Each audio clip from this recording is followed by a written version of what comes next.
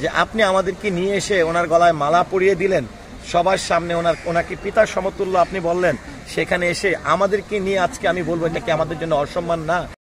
আমি এখন শিল্পীদের জনপ্রতিনিধি, শিল্পীদের প্রতিনিধি। আমি এটি হয়তো বা আপনার প্রশ্ন থাকতে পারে বা আপনার কাছে আপনার জানা থাকতে পারে অশুভ শক্তি সম্পর্কে। আমার কাছে অশুভ শক্তি বলে কোনো কিছু জানা নেই, কারণ আমি মনে করি আমি যেরকমটা শিল্পী, যখনই আমি সংগঠনের বা নির্বাচিত কমিটির বাইরে তখন নিপুণ আক্তারের যে অবস্থা আমার একই অবস্থা।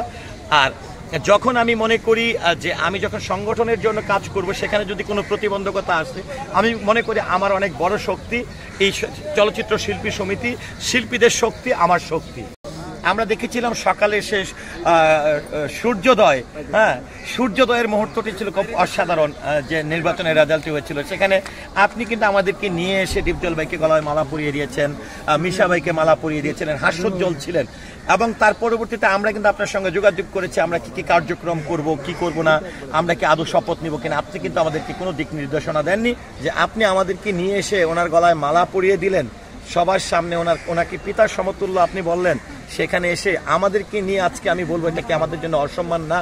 একজন ডিপজল ভাই যিনি সাধারণ সম্পাদক হিসেবে নির্বাচিত হয়েছেন, প্রায় একটি মাস হয়ে যাচ্ছে, সেখানে আজকে আপনি তাকে অস্বীকৃত বলছেন। শিল্পীরা যেহেতু আমাকে ভোট দিয়ে বিজয়ী করেছেন, আমাকে সেই স্নেহটা দিয়েছেন, তাদের প্রতি আমি দায়বদ্ধতা আছে। তাহলে আমি কেন চুপ করে বসে থাকবো? আমি কেন সংগঠনের জন্য কাজ করব?